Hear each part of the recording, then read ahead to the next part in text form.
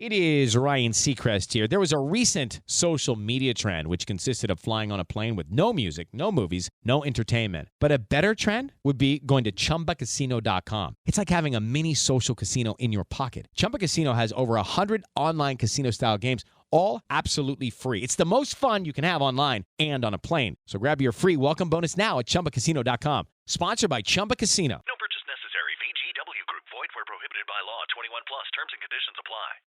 The Motor Dream podcast is recorded on Camaragal land of the Eora Nation. It always was and always will be the lands of the First Nations of Australia.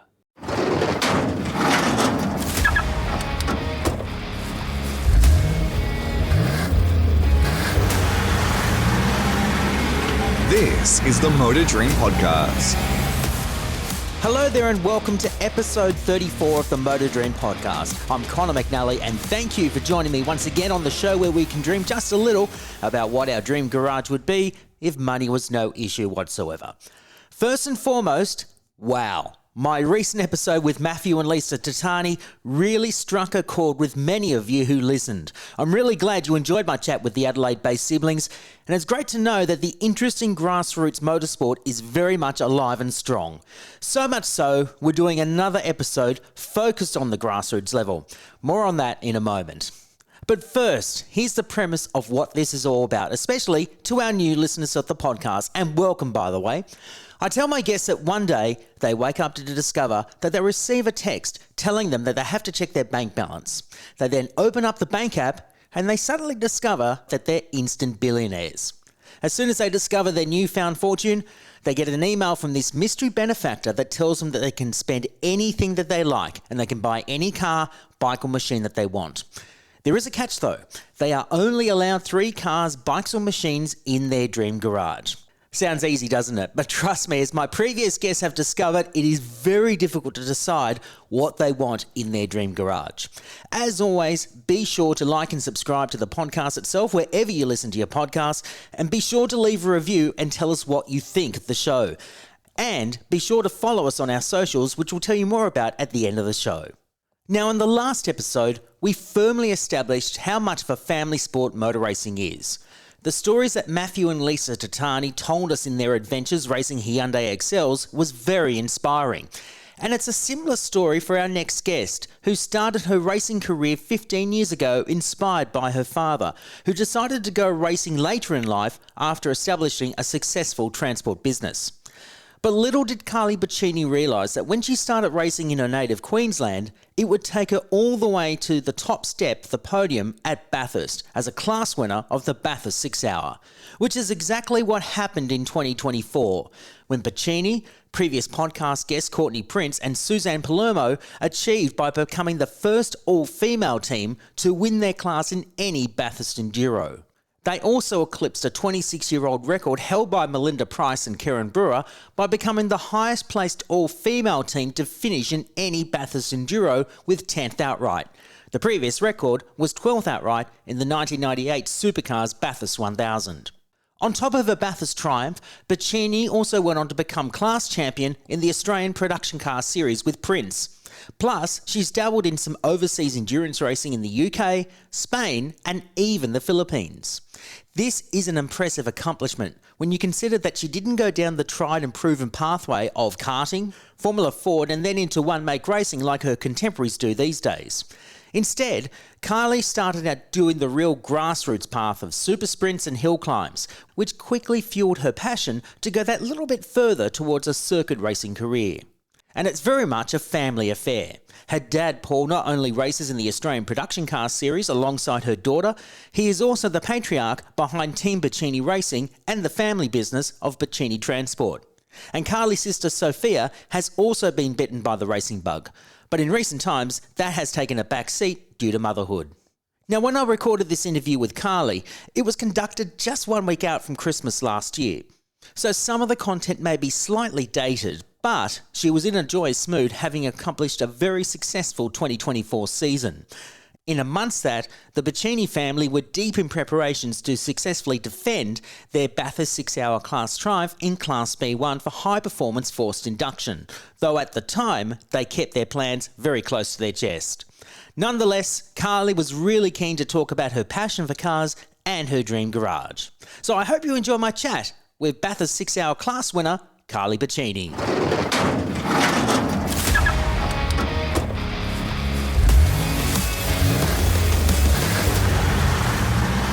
Karlie Buccini, welcome to the Motor Dream podcast. It is really good to have you on the show. Thank you. Thanks for having me. It's great to have you on, and congratulations on class success at the Bathurst 6-hour in 2024. You created history by not only being the first all-female team with Sue Palermo and Courtney Prince, a former guest of the podcast, to win your class in Class B1, but also to be the highest placed all-female team in any Bathurst enduro. Do you stop and think to yourself how the hell you managed to achieve that? Because it's quite a significant moment in Bathurst history. Yeah, I mean, it still has, I guess it's sunk in, but it's really exciting. It's really cool, and it's awesome to have that to my name, I guess. It's a huge thing, and it's never really going to go away, and it's never really something I'm going to get over. So yeah, it's awesome. I love it. And you eclipsed the record by 26 years, because it was Melinda Price and Karen Brewer that finished 12th in the V8 Bathurst 1000 in 1998, and they held that record for a long time. Are you surprised it's taken so long for yourself, Karlie, and Sue to eclipse that record? I mean, there's not that many girls in racing these days, I suppose. Yeah. I mean, it's a lot more than probably back then, but I mean, to hold that record for them is pretty cool. I hope that we can hold the record for quite a while. We're obviously trying to get better this year, or next year, sorry, I should say. So hopefully we can hold that, and it'll be pretty cool to be in another 15 years time and say we still hold the record. So yeah, we'll see how we go. The Bathurst 6-hour is fast becoming one of those races where it's like the Bathurst of old. It's an accessible motor race where everyone can pull together, go motor racing on the Easter long weekend and have a fun time doing it. And you've been doing it for the last couple of years with your family. It's a real family effort. You enter a couple of cars, mostly BMWs. What's the planning that goes into a race such as the Bathurst 6-hour? Oh, there's a lot of planning. My dad spends months and months and months planning it. He gets very stressed, but there's a lot of work and a lot of time, a lot of money, a lot of everything really, a lot of effort that goes into planning the 6-hour, and pretty much starts from the previous 6 hours. So since April, we've been going like hard, I guess, to get it all sorted, and we're obviously still going and still testing and still planning and whatever else. So yeah, it's exciting, but it's a lot. But you also race throughout the year as well. You race in the Australian Production Car Series, and you won your class in that as well this year. So congratulations for that as well. Do you feel like you found your calling to do production car racing? Because it's one of those categories that quietly slips under the radar, but it remains accessible, and it also remains in some ways relevant to the general public. Yeah, thank you. It was pretty cool to win the series this year. That was awesome. But yeah, it's I guess my calling, I suppose. Yeah, I love production car racing. I've always had a lot of fun in it. I always did pretty well in it as well. So I guess that's a good thing. I hope one day to move forward into GT4. But look, it's GT4, GT something anyway, something exciting. But yeah, it's definitely a lot of fun, and we always have a really good time. So it's that one level down where it's like still serious, but like everyone has that really good rapport and everything. So yeah, it's fun. Why BMWs? Because you're of Italian heritage. Your family's obviously very proud of their Italian heritage. I was expecting like an Alfa Romeo or a Fiat or something like that. Why BMWs? So my dad was always a Ford fan, to be honest, when I was growing up. Okay. And, and I don't know, he just bought a 135, kind of like the one we race. Well, it's exactly like the one we're racing at the moment. And he just loved it, just thought it was a lot of fun, and it was really cool car. And basically since then, like that was his road car. So then since then he just loved BMWs, and obviously sticking with the family history, I suppose. Yeah, I just got into BMWs, and our major sponsor, Brisbane Motorworks, they obviously only do BMWs. So keeping with that is helpful for our sponsor as well. So yeah, it's really good. I love that you keep with the tradition of going with the German mark, and it's brought you quite a bit of success, not just for you, but also for the rest of the family. Production car racing in Queensland, the Queensland series is really strong at the moment, and you're one of the leading lights. Your dad's been racing in the class for almost a decade. What's so attractive about the Queensland series? I guess it's just a lot of fun. They've always got a lot of cars, and it's always like there's always big crowds, I suppose. And it's just a real we're all like a family, I suppose. Like it's just a big happy, like everyone has a lot of fun, everyone gets involved, and it's not people aren't out there to break world land speed mines or whatever the saying is. But yeah, like everyone just has a lot of fun. It's really, really good company as well. So yeah, it's just a lot of fun. Your family have been involved in the transport side of things and also in motoring for a very long time, and you've grown up in that sphere as well. Where did that love come from for your family in the motoring side of the game? I don't know, to be honest. My dad's always watched supercars, and always been like a big supercars fan.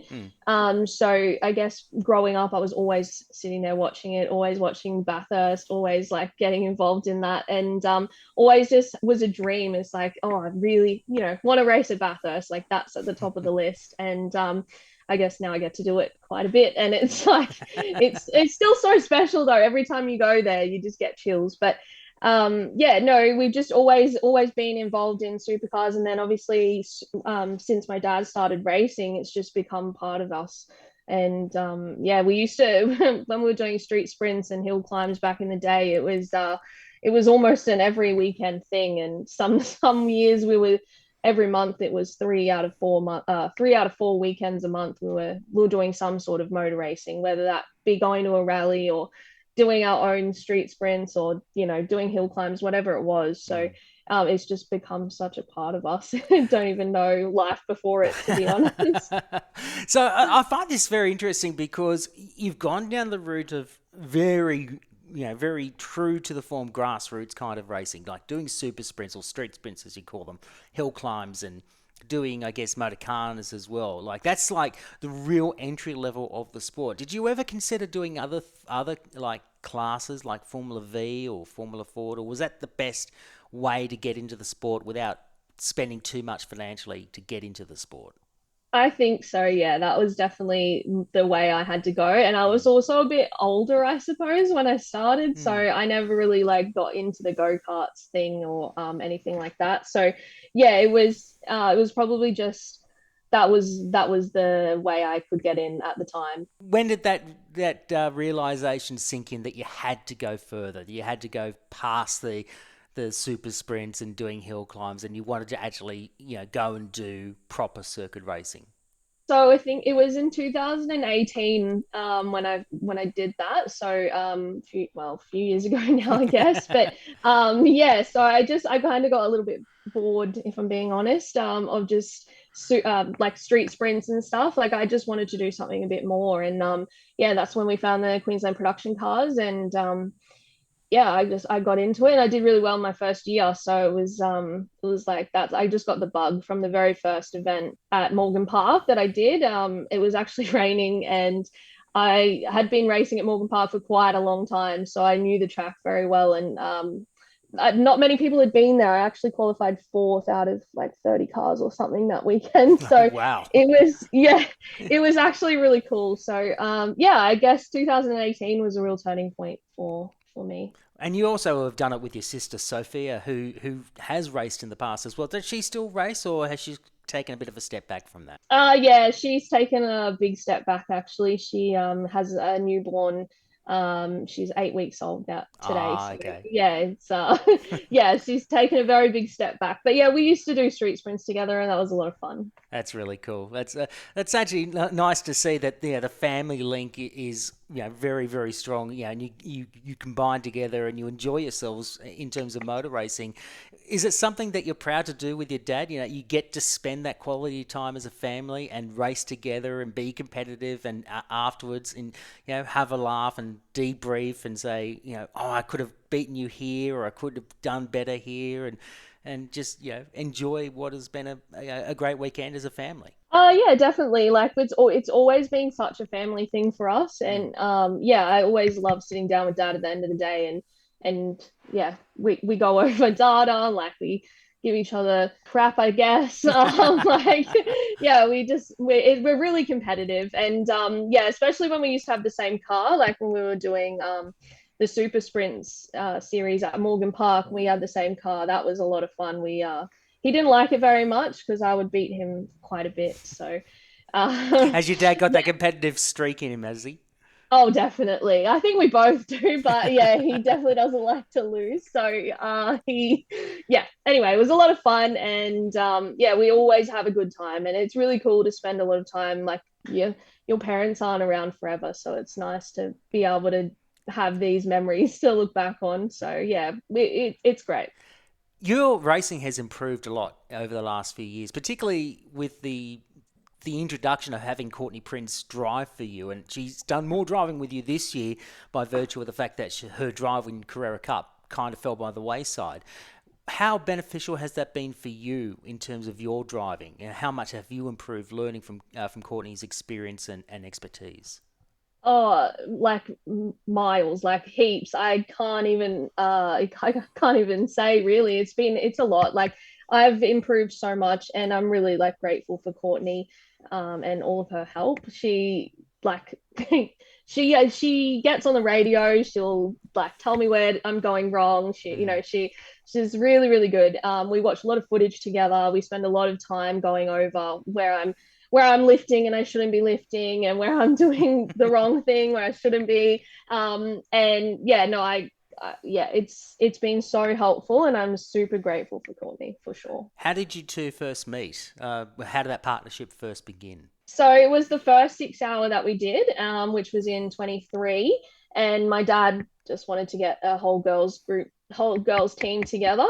And yeah, she was up like obviously pronounced like in the scene obviously and doing really well, and so dad contacted her, and she said yes, and that was the first time we met. So and then yeah, since then we've like developed a really good friendship as well. So yeah, she yells at me a lot, but no, not just kidding. It's a good yelling, so don't worry. I'm sure she appreciates that. I'm sure she appreciates you yeah, throwing her under the bus she'll there. laugh when she hears this, but yeah, no, it's really good. It's been really helpful, and yeah, I just love the fact that I can just call her anytime and be like, hey, I need help, or she'll come to events even if she's not racing to help me. So it's really good. What are the plans for 2025? Obviously, you're going back to defend your Bathurst 6 hour crown. Is it possible to maybe go better and finish further than 10th in 2024 and finish further up the top 10, win the class again?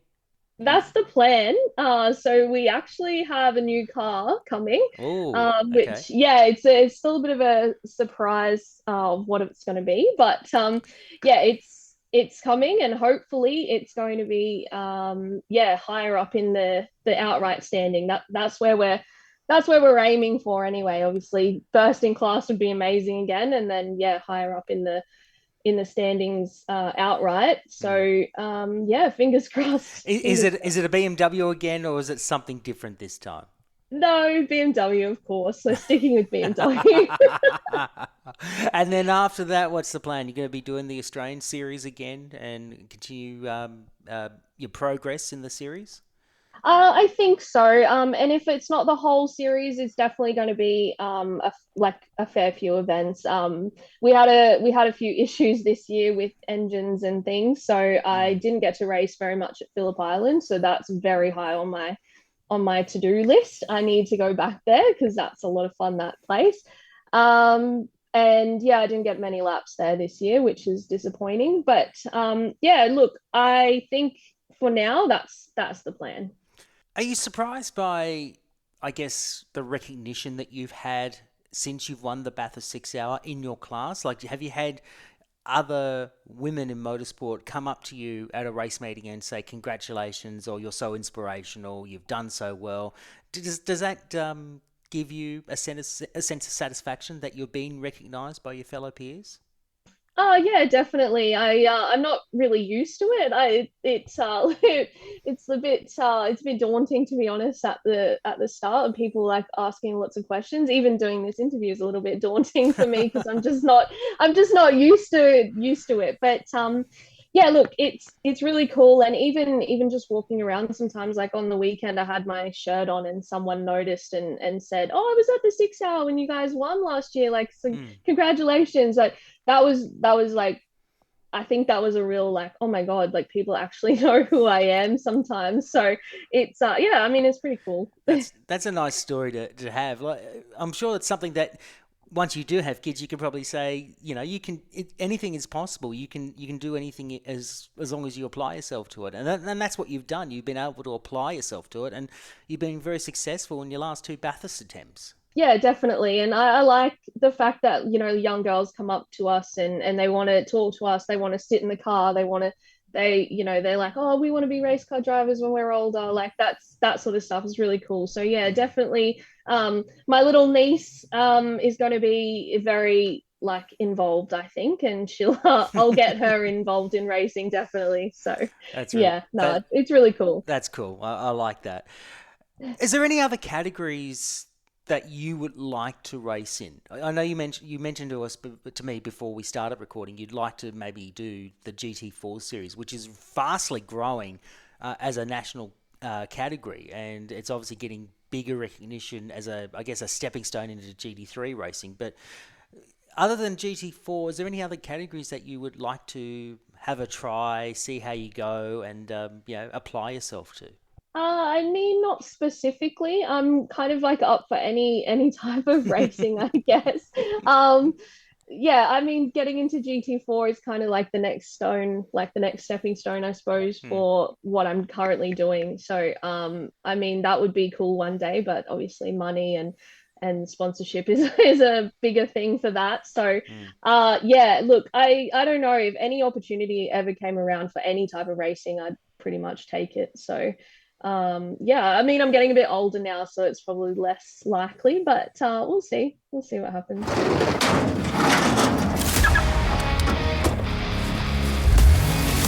This is the Motor Dream Podcast.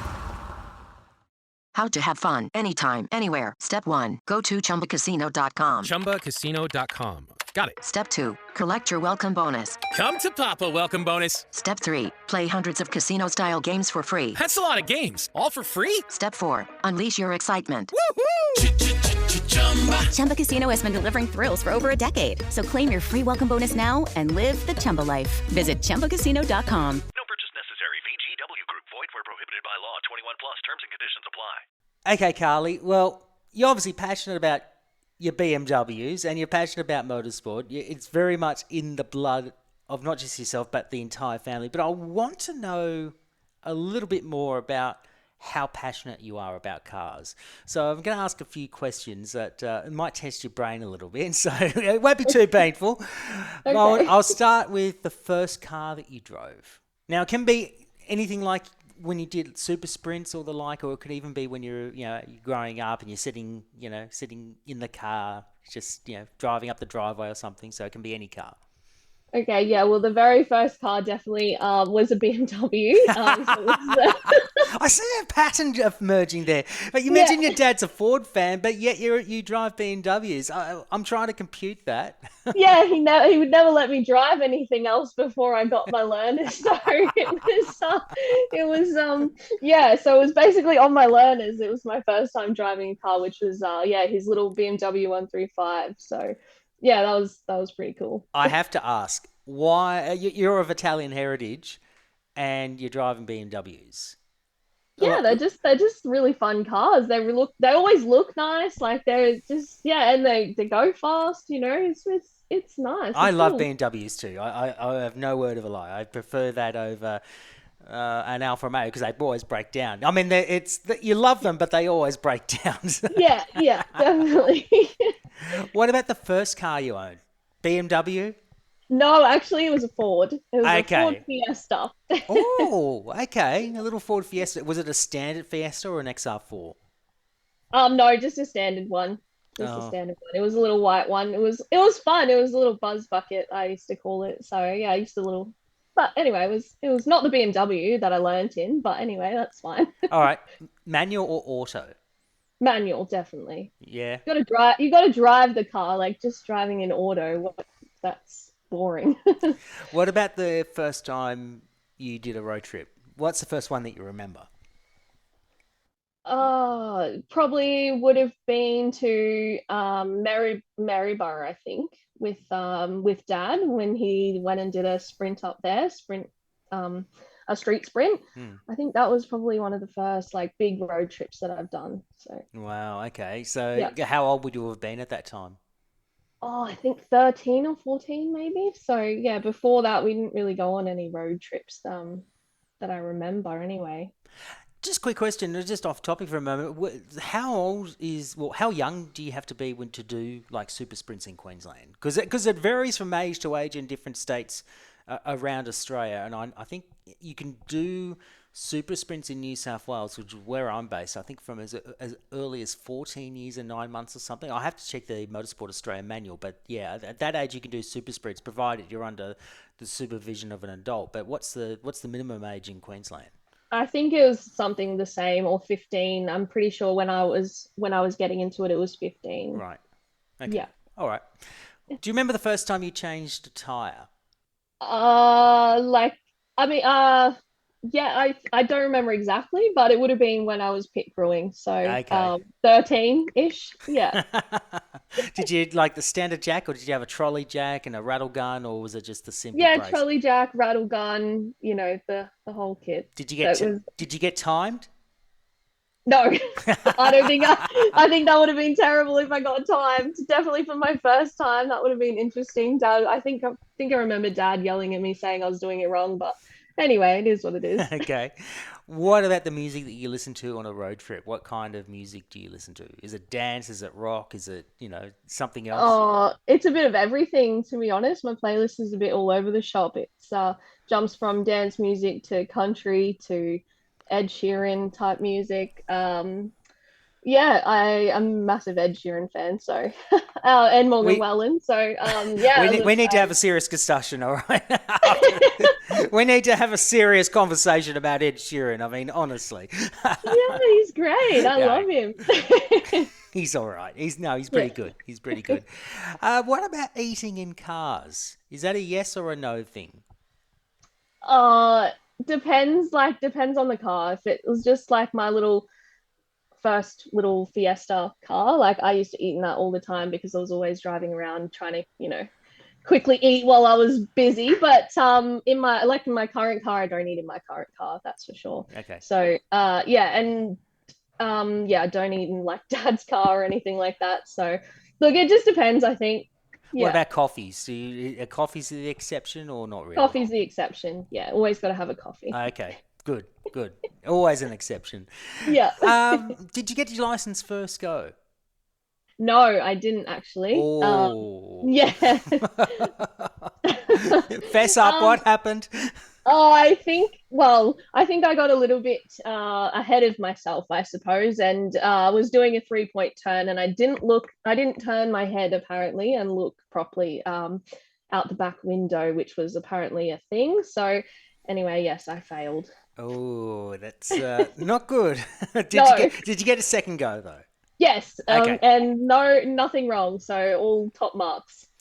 Must have been a kick in the guts when that happened, when you found out you failed the first time. Yeah, definitely. And they don't tell you. So you're just driving and she's like, okay, we're just going to head back now. And I was like, oh no, why? What's happened? What have I done? But anyway, it is what it is. Yeah, exactly. What about the one thing that you wish people would appreciate more in cars? Oh. Maybe driving manuals? Yeah, look, probably because everything, obviously, there's not really many manual cars left anymore. And you hear the young kids are all like, oh, yeah, I just got my license. And like, oh, yeah, it's only auto. Do you even know how to drive manual, guys? Like, what is... But yeah, probably. Look, I love driving manual. It's a lot of fun. But I mean, I can't talk right now. My current car has got paddles, but I think every car is going to paddles these days, so it's not really the same. It's not the same. I mean, No.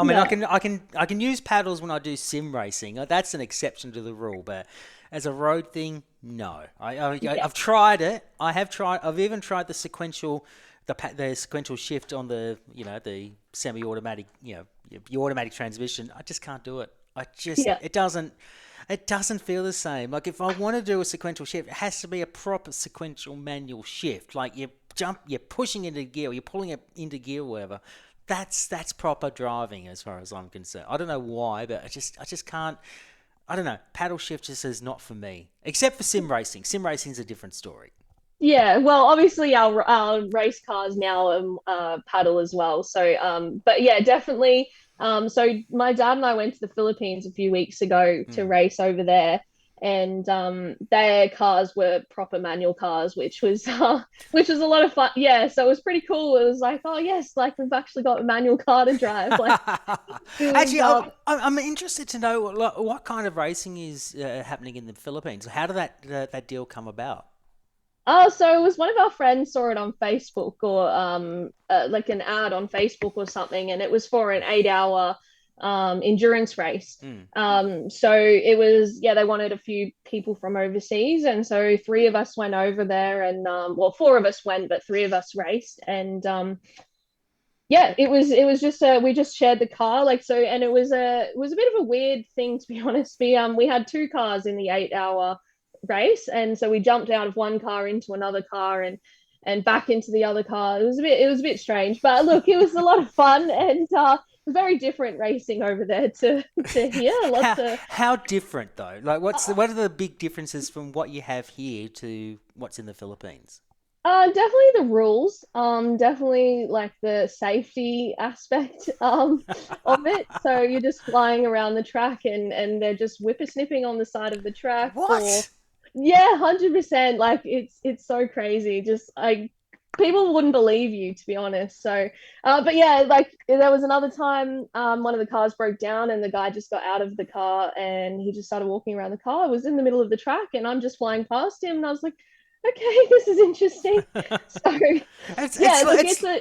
it's like the Bathurst of old. Sorry to interrupt. It's like the Bathurst of old, because that's how you used to have tilt tray trucks driving around in as late as 1986. So this is before you were born, and like cars are coming at Wall Street, and you got these tilt trays. You're coming up to say Reed Park or McPhillamy, and like you got to make sure you negotiate and get around them. Like, you wouldn't get away with that now. Not even people doing whippersnipping on the side of the track. That's crazy. Yeah.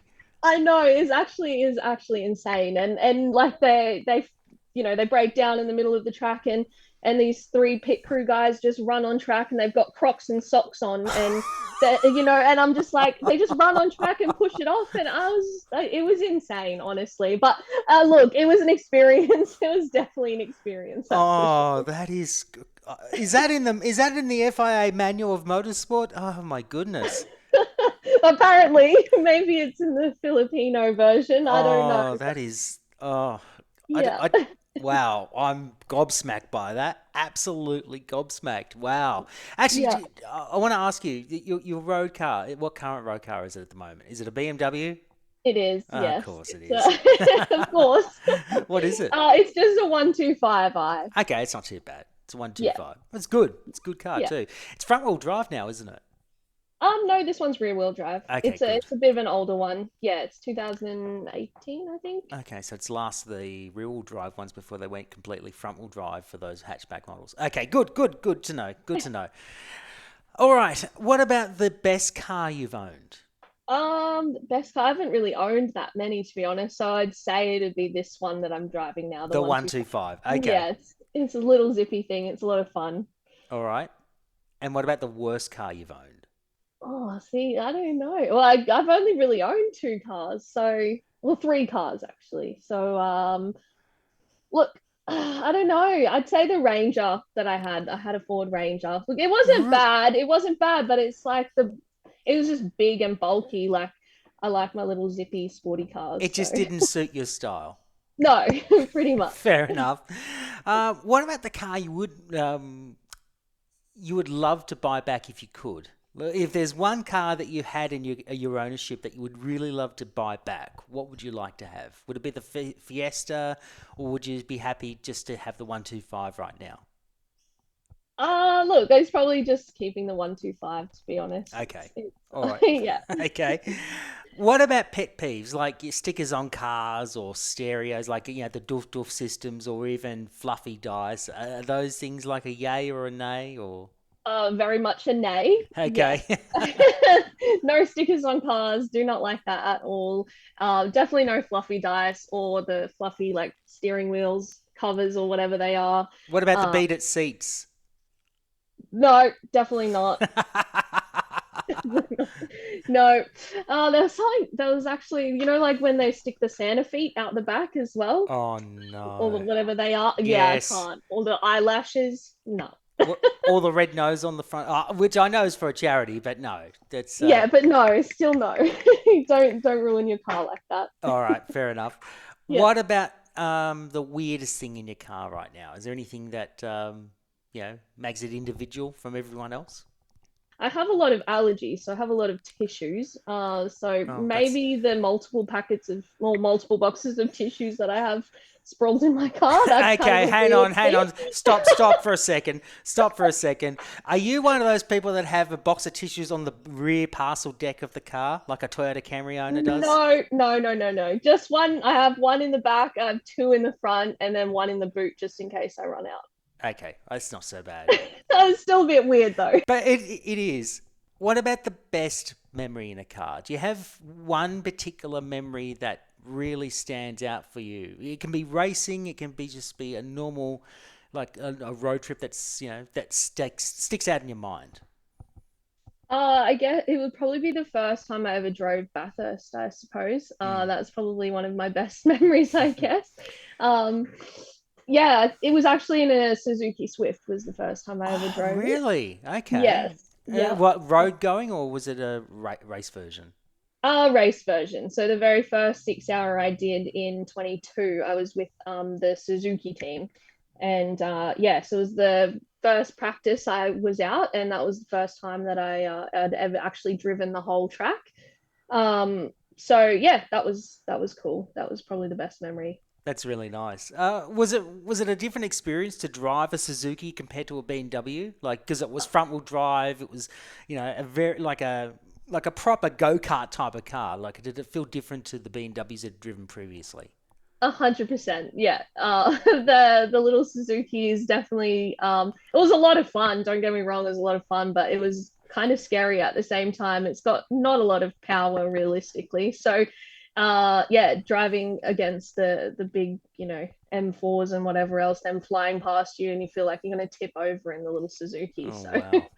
it was, it was interesting, but it was, it was a lot of fun. Was it a case of constantly looking in your rearview mirror to see who was coming up behind you? And yeah, like pretty much spent the entire stint doing that. Oh, so no. yeah, it was different, but like it was fun, and I had a really good time with that team. So it was definitely cool and it was cool to do it as my first one. To get used to it and things like that. So, that's cool. Yeah, that's cool. All right, last question before we move on to the Dream Garage. Do you name your cars, both race and road? And what are your thoughts on the people that do name them? I don't name the cars. No, I think it's a little bit strange, I suppose. Well, Paul Morris does them. Paul Morris names his race cars. So. Oh, okay, all right. Well, yeah, I guess each to their own. Courtney wants to name our new car that is coming out. So I don't know about it though, but sort of she had to work it out if she wanted to name it. So Courtney, are you okay? Please tell us what if you're listening to this, Courtney, message me and tell me what type of name you want to call your teammate's car. I'll be very interested to see, and then we'll come to a vote to see if we'll use it or not. I would say it would be no. Yeah. Look, I don't know. Each to their own, I suppose. Exactly. But yeah, no, it's just not really for me. Fair enough. So I think you might be outranked, Courtney. Sorry. All right. Karlie Buccini, this is the reason why we got you on the podcast. You wake up one morning and you head to work, you head to your family business, and you get to your desk and you then get a text and it says, check your bank balance. You think, oh, this is a scam or something like that. You then decide, oh, what the heck, I'll just check it. And you find out that your bank balance has gone to infinity levels. You've become an instant billionaire and you can't believe it. You're just shocked that you got all this money and you don't know what to do with it. You think this is a daydream or something. Anyway, you get an email from this mystery manufacturer that says you can buy any car, bike, or machine that you would like.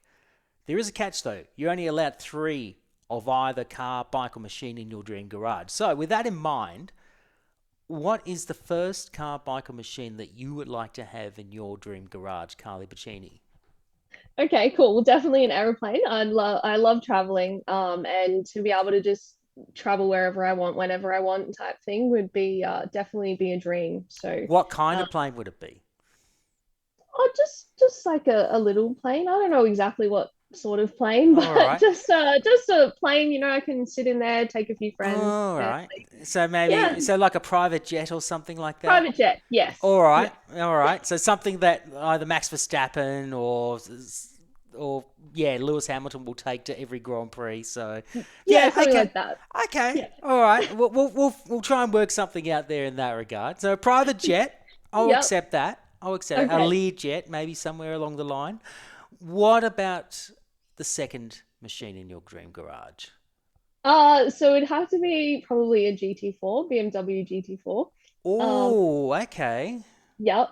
So definitely, I love them. They just look really cool. They go fast. They look lots of fun. So we're talking. Yeah, I want to get. If I've got all the money in the world, then I don't need any sponsorship. No, exactly. So we're talking the M4 GT4. Is that correct? Yes. Yeah. Okay, that's not too bad. M4 looks really nice. Like I know your fellow competitors in Queensland, the Sharon brothers, they run an M4 in the Australian Championship, and in production car trim, they look absolutely nice, and they've been very successful with about the 6 hour in the past. So, I don't mind the M4s, although I'm personally an M3 man.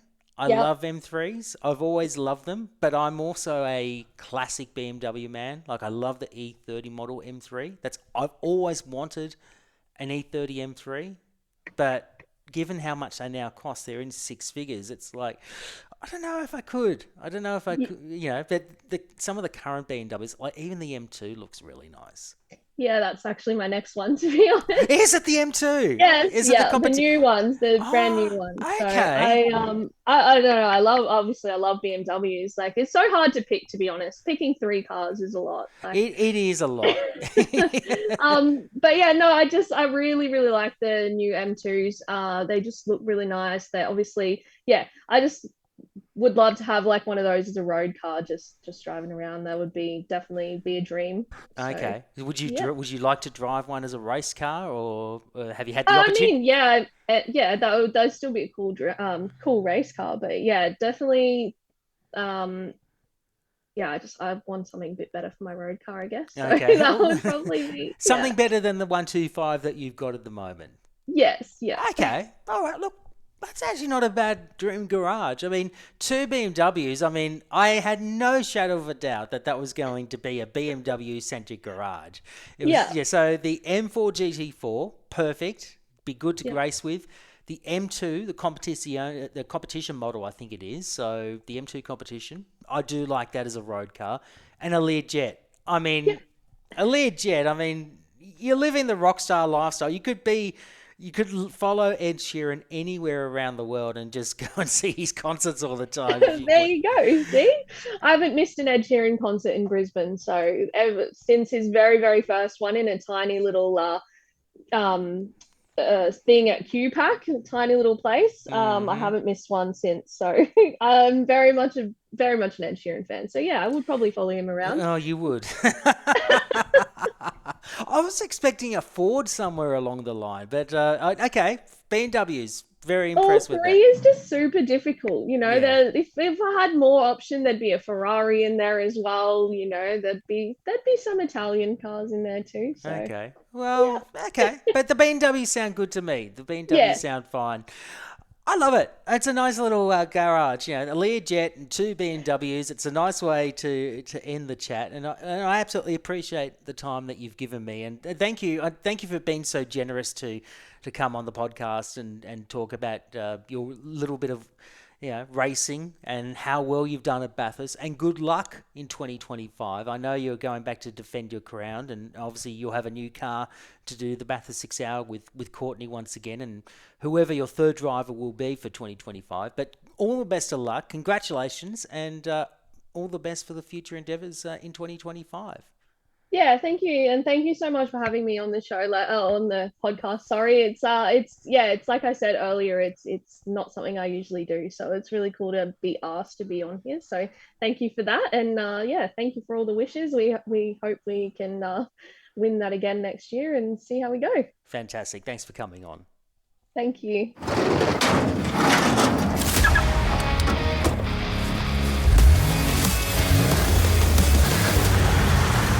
Well, we had super yachts and the like as part of the Dream Garage, but a private Learjet wasn't what I was expecting. But then again, when you do have an infinite budget, you can go all out on whatever you want. So, respect to you, Karlie. And of course, a BMW had to be in Karlie's Dream Garage. It just seems to go hand in hand very nicely.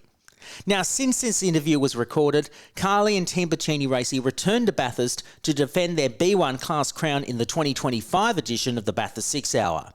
Buccini and Courtney Prince once again combined their efforts and were joined this time by Tabitha Ambrose.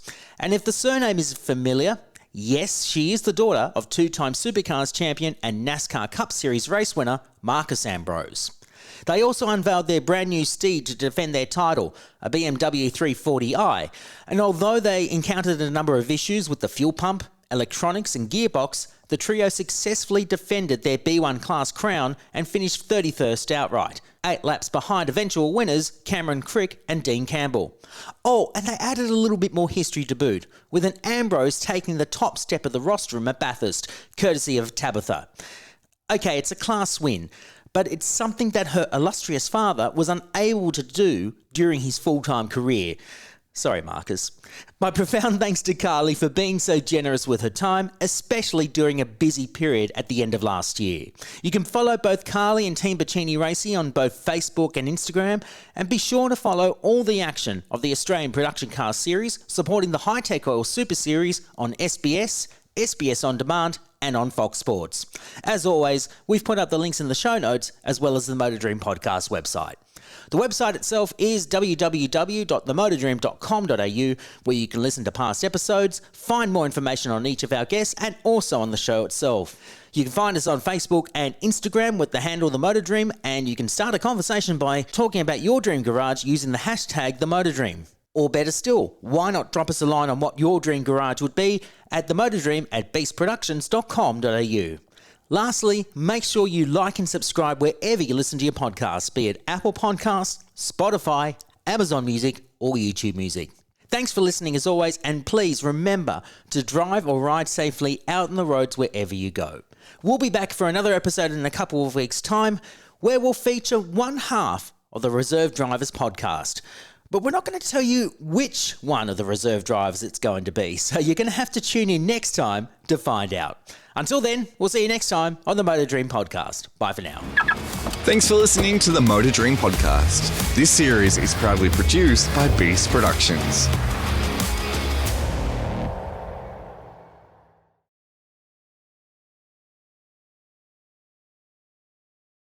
Hello, it is Ryan, and I was on a flight the other day playing one of my favorite social spin slot games on chumbacasino.com. I looked over at the person sitting next to me, and you know what they were doing? They were also playing Chumba Casino. Everybody's loving having fun with it. Chumba Casino is home to hundreds of casino-style games that you can play for free anytime, anywhere. So sign up now at chumbacasino.com to claim your free welcome bonus. That's chumbacasino.com and live the Chumba life. Sponsored by Chumba Casino. No purchase necessary. VGW Group. Void where prohibited by law. 21 plus. Terms and conditions apply.